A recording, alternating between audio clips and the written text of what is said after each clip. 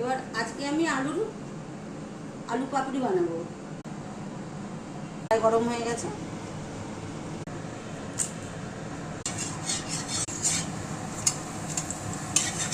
এবার পাপড়গুলি তুলে নিচ্ছি।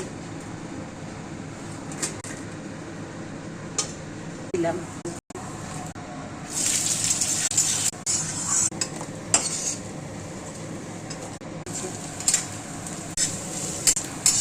ধনে বাটা দিয়ে দিলাম, দিলাম